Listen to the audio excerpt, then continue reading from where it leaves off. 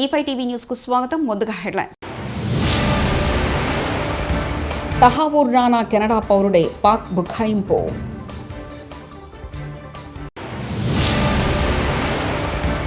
చంద్రబాబుకు ఒక brand create చేసుకున్నారు సీఎం రేవంత్ రెడ్డి.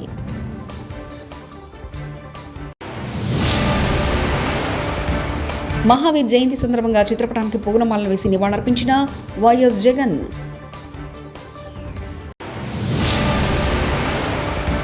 తిరుమల శ్రీవారి సేవలో అర్జున్ సన్ ఆఫ్ వైజయంతి చిత్ర బృందం. ముంబై పేలుళ్ల సూత్రధారి మోస్ట్ వాంటెడ్ టెర్రరిస్ట్ తహావూర్ రానాను అమెరికా నుంచి భారత్కు తీసుకొస్తుండడంపై పాకిస్తాన్ తొలిసారి స్పందించింది. తహావూర్ రానాతో తమకు ఎలాంటి సంబంధం లేదంటూ ఆ దేశ విదేశాంగ కార్యాలయం ఓ ప్రకటన చేసింది. రానా గత 2 దశాబ్దాలుగా పాకిస్తాన్ డాక్యుమెంట్లను పునరుద్ధరించుకోలేదని తెలిపింది. ఆయన కెనడా జాతీయుడనే విషయం చాలా స్పష్టమని పేర్కొంది. తెలంగాణకు భూకంప హెచ్చరిక భయోందనకు గురి చేస్తుంది. రామగుండంలో భూకంపం వచ్చే అవకాశం ఉందని నిపుణులు హెచ్చరిస్తున్నారు. భూకంప తీవ్రత గట్టిగా ఉంటుందని చెప్తున్నారు. ఈ భూకంప తీవ్రత హైదరాబాద్ అలాగే అమరావతి వరకు కూడా ఉంటుందని అంటున్నారు. తెలంగాణకు భూకంపం వచ్చే అవకాశం ఉందని ఎర్త్క్వేక్ రీసెర్చ్ అండ్ అనాలిసిస్ అనే సంస్థ స్పష్టం చేసింది. తమ పరిశోధనల ఆధారంగా తెలంగాణలో రామగుండం సమీపంలో భారీ భూకంపం వచ్చే అవకాశం ఉందని, ఆ ప్రకంపనలు హైదరాబాద్, వరంగల్, అమరావతి వరకు చేరే అవకాశం ఉందని అందులో పేర్కొంది. వైసీపీ అధినేత వైఎస్ జగన్మోహన్ రెడ్డి సతీమణి భారతిరెడ్డిపై అనుచిత వ్యాఖ్యలు చేసిన చేబూలు కిరణ్ కుమార్ ను పోలీసులు అరెస్ట్ చేశారు. సెల్ టవర్ లొకేషన్ ఆధారంగా విజయవాడ, ఇబ్రాహీంపట్నం ప్రాంతంలో ఉన్నట్లు గుర్తించిన గుంటూరు జిల్లా పోలీసులు అతన్ని పట్టుకున్నారు. సోమవారం రోజున వైఎస్ భారతిపై నిందితుడు అనుచిత వ్యాఖ్యలు చేశారు. అతని వ్యాఖ్యలు సోషల్ మీడియాలో వైరల్గా మారడంతో విషయం కాస్త టీడీపీ పెద్దల వద్దకు చేరింది. వైఎస్ఆర్సీపీ కేంద్ర కార్యాలయంలో మహావీర్ జయంతి సందర్భంగా భగవాన్ మహావీర్ చిత్రపటానికి పూలమాలలు వేసి నివాళులర్పించారు మాజీ ముఖ్యమంత్రి వైఎస్ఆర్సీపీ అధినేత వైఎస్ జగన్.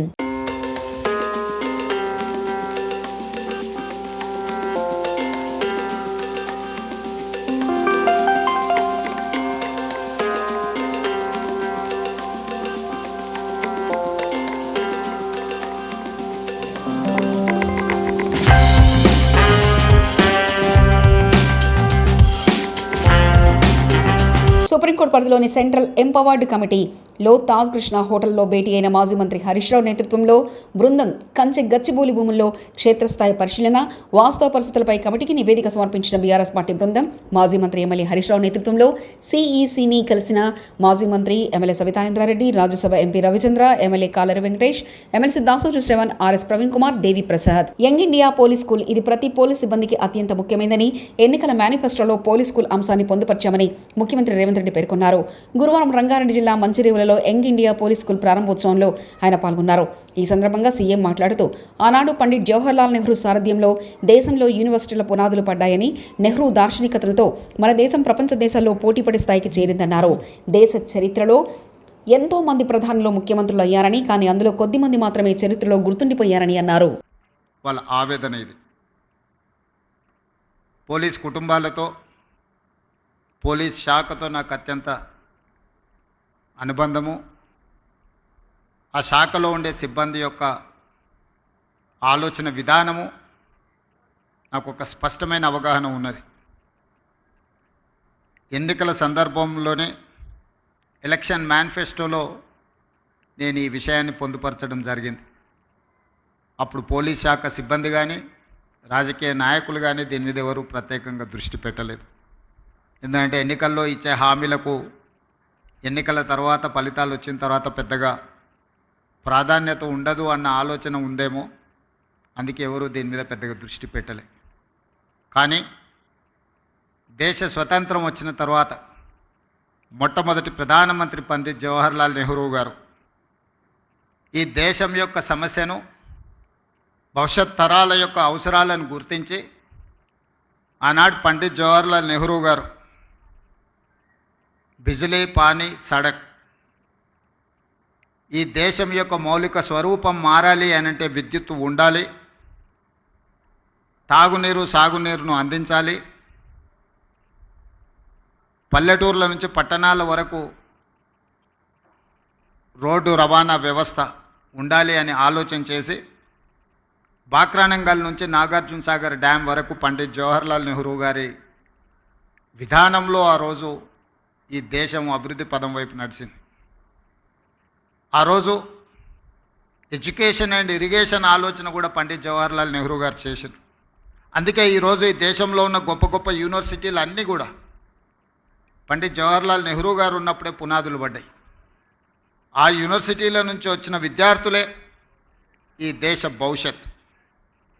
ఆనాడు నిర్మించిన సాగునీటి ప్రాజెక్టులే ఈ దేశం ఆకలి కేకల నుంచి ప్రపంచానికే ఆహార ధాన్యాలను అందించే స్థాయికి ఈరోజు ఈ దేశం అభివృద్ధి చెందింది అంటే ఆనాటి మొట్టమొదటి ప్రధానమంత్రి ఒక గొప్ప ఆలోచన చేసి ఒక దార్శనికత చూపించడంతో ఈరోజు ప్రపంచ దేశాలతో పోటీ పడగలుగుతుంది.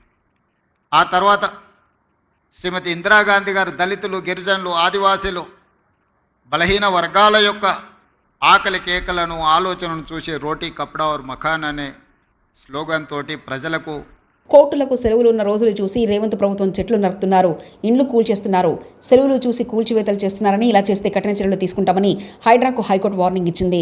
అలాగే హైడ్రా తరహాలో హెచ్సీలో కూడా ఉగాది, రంజాన్ సెలవులు చూసుకుని వెళ్లి చెట్లు నరికేశారంటూ హరీష్ రావు వ్యాఖ్యానించారు. అన్ని విషయాల్లో ప్రభుత్వానికి చెప్పింది, దాన్ని కూడా ఈరోజు ఉల్లంఘించారు. హైడ్రా విషయంలో ఎట్లా మీరు చూస్తే 31 నాడు ఉగాది, రంజాన్, ఉగాది, రంజాన్కు 2 రోజులు సెలవు, ఉగాదికి 1 రోజు సెలవు, ఆదివారం, ఇవన్నీ చూసుకొని ముందే 50 జేసీబీలు తెప్పించి ఆడ పెట్టుకొని కరెక్ట్గా ఆదివారము, ఉగాది, రంజాన్ సెలవు దినాలు చూసుకొని ఈ చెట్లు నరికే కార్యక్రమం చేసిండ్రు. అంటే రాష్ట్ర హైకోర్టు ఉత్తర్వులను కూడా ఉల్లంఘించారు. సుప్రీం ఏది చూడకుండానే పోలీసు రక్షణలో రాత్రింబవళ్ళు 50 బుల్డోజర్లు పెట్టి చెట్లను ఊచకోత కోసినటువంటి పరిస్థితి. ఇవాళ దాదాపు 3 జింకలు చనిపోయినాయి ఇప్పటికే అని చెప్పి స్పష్టంగా ఫొటోస్తో సహా, ఎవిడెన్స్తో సహా కుక్కలు కొరికేస్తున్నాయి, జింకలు చనిపోతూ ఉన్నాయి, జింకలు పరిసర ప్రాంతాల ప్రజల ఇళ్లల్లోకి వస్తున్నాయి. అంటే అది ఉన్నటువంటి గూడును చెదరగొట్టినప్పుడు దిక్కులేక అవన్నీ కూడా పరిసర ప్రాంతాల్లోకి పోవడం, కుక్కల దాడిలో చనిపోయేటువంటి పరిస్థితి ఏర్పడ్డది. రేవంత్ రెడ్డి పేరు మర్చిపోయిన కాంగ్రెస్ ఎమ్మెల్యే ముఖ్యమంత్రి ఉత్తమ్ కుమార్ రెడ్డి అంటూ మాట్లాడిన కాంగ్రెస్ ఎమ్మెల్యే మందుల సామెల్ ఆదేశాన్ని పాటించి రాష్ట్ర ప్రభుత్వం, రాష్ట్ర ముఖ్యమంత్రి వర్యులు ఉత్తమ్ కుమార్ రెడ్డి గారు, అదేవిధంగా గౌరవనీయులు ఉప ముఖ్యమంత్రి వర్యులు భట్టి విక్రమార్క గారు రంగారెడ్డి జిల్లా మంచిరేవులలో యంగ్ ఇండియా పోలీస్ స్కూల్ను ముఖ్యమంత్రి రేవంత్ రెడ్డి గురువారం ప్రారంభించారు. ఈ సందర్భంగా స్కూల్ పరిసరాలను ఆయన పరిశీలించారు. అనంతరం చిన్నారులతో కలిసి సరదాగా ఫుట్బాల్ ఆడారు.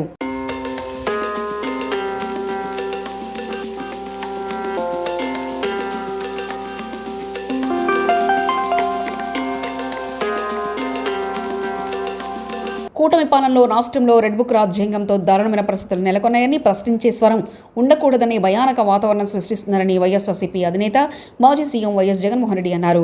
అయితే ప్రతిచర్య తప్పక ఉంటుందని హెచ్చరికలు జారీ చేశారు ఆయన. గురువారం ఉమ్మడి కర్నూలు జిల్లా నేతలతో కలిసి సమావేశంలో వైఎస్ జగన్ కీలక వ్యాఖ్యలు చేశారు. ఏ వార్డు మెంబర్ అయినా, ఏ కార్యకర్త అయినా కూడా జిల్లా స్థాయి నుంచి గ్రామ స్థాయి వరకు ఏ నాయకుడైనా, ఏ కార్యకర్త అయినా కూడా గర్వంగా కాలర్ ఎగరేసుకొని ఏ ఇంటికైనా వెళ్ళి ఆ ఇంట్లో చిక్కటి చిరునవ్వుల మధ్య వాళ్ళ ఆశీస్సులు తీసుకునే కెపాసిటీ, వాళ్ళ ఆశీస్సులు తీసుకునే పరిస్థితి ఏ నాయకుడికైనా ఉంది అని అంటే అది ఒక్క వైఎస్ఆర్ కాంగ్రెస్ పార్టీ నాయకులకు మాత్రమే ఉందని గర్వంగా చెప్పగలం. ఎందుకనంటే మనం రాకమునుపు రాజకీయాలు ఒక మాదిరిగా ఉండి, మనం వచ్చిన తర్వాత రాజకీయాలకు అర్థం ఇది అని చెప్పి తిరగరాసిన చరిత్ర ఏ పార్టీకైనా ఉంది అని అంటే అది ఒక వైఎస్ఆర్ కాంగ్రెస్ పార్టీకి మాత్రమే ఉంది అని కూడా గర్వంగా చెప్పగలుగుతాం. మనమంతా ప్రజల తరపున వాళ్లకు తోడుగా నిలబడాల్సిన సమయం వచ్చింది. గ్రామ స్థాయి నుంచి మనం బలోపేతం, మళ్ళీ ఆర్గనైజ్డ్గా బలోపేతం జరగాలి. జిల్లా స్థాయిలోనూ, మండల స్థాయిలోనూ, గ్రామ స్థాయిలోనూ, ప్రతి స్థాయిలోనూ కూడా మనమంతా కూడా క్యాడర్ను మొత్తం ఏకం చేయాలి, ఆర్గనైజ్డ్ పద్ధతిలోకి తీసుకొని రావాలి. ప్రతి సమస్యలోనూ ప్రజలకు తోడుగా ఉండే కార్యక్రమం ముమ్మరంగా అడుగులు వేయాల్సిన అవసరం వచ్చింది. ఈరోజు జరుగుతూ ఉన్న పరిస్థితులు, విషయాలు కూడా మీ అందరికీ కూడా తెలుసు. రెడ్ బుక్ రాజ్యాంగంలో ఎలా జరుగుతూ ఉన్నాయన్నది కూడా మీ అందరికీ కూడా తెలుసు.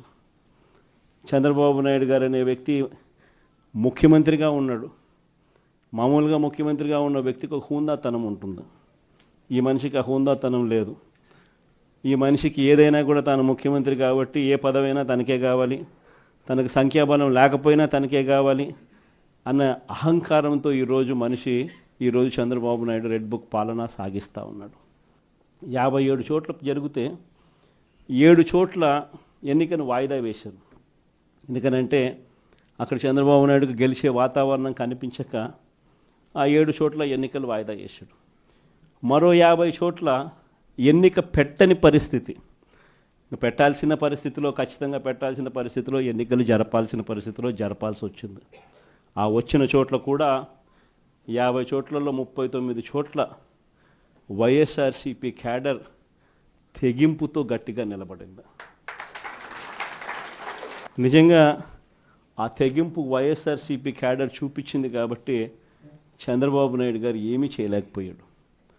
ఎంత దారుణంగా చంద్రబాబు నాయుడు గారు అనే వ్యక్తి ప్రవర్తిస్తూ ఉన్నాడు అన్నదానికి నిదర్శనం. ఎక్కడా కూడా చంద్రబాబు నాయుడు గారికి మెజారిటీ లేదు. ప్రతి చోట కూడా వైఎస్ఆర్సీపీ కోవిడ్ తర్వాత జరిగిన ఎన్నికలు, అంటే 2 ఏళ్ల తర్వాత జరిగిన ఎన్నికల్లో 2.5 సంవత్సరం 2.5 సంవత్సరం తర్వాత ఎన్నికలు జరిగాయి. ఆ ఎన్నికల్లో వైఎస్ఆర్ కాంగ్రెస్ పార్టీ స్వీప్ చేసిన పరిస్థితులు మనందరికీ కూడా తెలుసు. ఎక్కడా కూడా చంద్రబాబు నాయుడుకు బలం లేదు. బలం లేకపోయినా కూడా చంద్రబాబు నాయుడు గారు ఆయనకున్న అహంకారంతో ప్రలోభాలు పెడుతూ భయపెడుతూ విడిగా ఏ రకంగా చంద్రబాబు నాయుడు గారు రెడ్ బుక్ రాజ్యాంగంలో ప్రతి పదవి తనకే కావాలి అని చెప్పి తపన పడుతూ చంద్రబాబు నాయుడు గారు ఏ రకంగా చేశారు అన్నది మనమంతా కూడా చూసాం. ఎందుకు చంద్రబాబు నాయుడు గారు ఇవన్నీ చేస్తూ ఉన్నారు అన్నదానికి ఒక్కొక్కసారి నాకు అర్థం కాల. ఎందుకు అబ్బాయి మనిషికి బలం లేదు. అత్యధిక ప్రజాదరణ కలిగిన నేత వైఎస్ జగన్ అని ఇంటెలిజెన్స్ సంస్థల రిపోర్టుల ప్రకారం అత్యధిక థ్రెడ్ ఉన్న నేత కూడా ఆయనని వైఎస్ఆర్సీపీ నేత మాజీ ఎంపీ గురట్ల మాధవ్ అన్నారు. గురువారం ఆయన వైఎస్ఆర్సీపీ కేంద్ర కార్యాలయంలో మీడియా సమావేశంలో మాట్లాడుతూ వైఎస్ జగన్కు 3 అంచెల భద్రత అవసరం. రాష్ట్రంలో జగన్ ఏ ప్రాంతానికి వెళ్ళినా వేలాదిగా అభిమానులు వస్తున్నారు. వారిని అదుపు చేయాల్సిన బాధ్యత పోలీసులదే అని మాధవ్ అన్నారు. జరిగింది.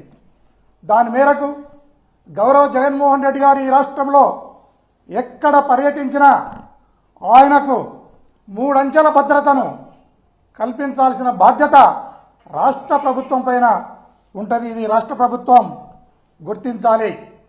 ఆయన ఇంటి దగ్గర ఉన్న భద్రతను మినహాయిస్తే ఈ రాష్ట్రంలో ఏ ప్రాంతానికి వెళ్ళినా ఏ సమయంలో వెళ్ళినా వేలాది మంది జనము గుమిగూడుతూ ఉన్నారు.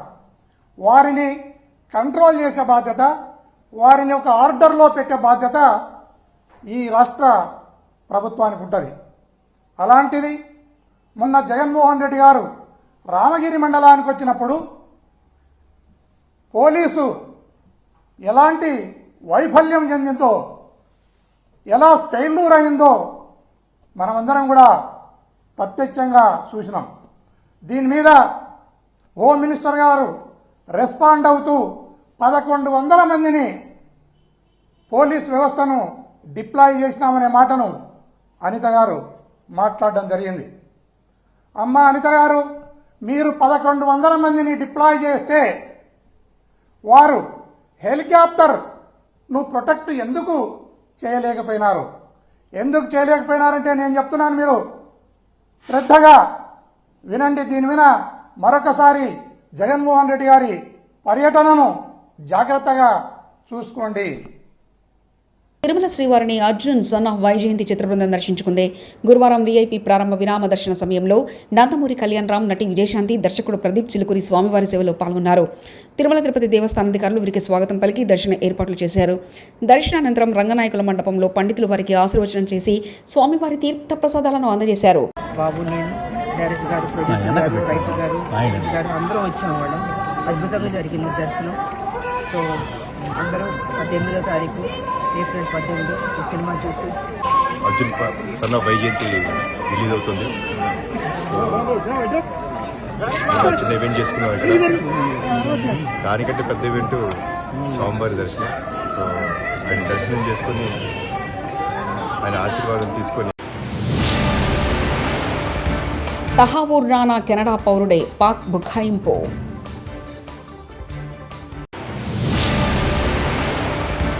చంద్రబాబుకు ఒక బ్రాండ్ క్రియేట్ చేసుకున్నారు సీఎం రేవంత్ రెడ్డి.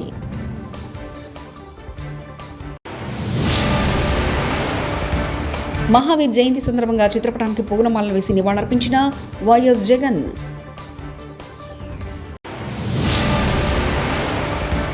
తిరుమల శ్రీవారి సేవలో అర్జున్ సన్ ఆఫ్ వైజయంతి చిత్ర బృందం. ఇవి బులెటిన్ విశేషాలు. చూస్తూనే ఉండండి E5 టీవీ న్యూస్.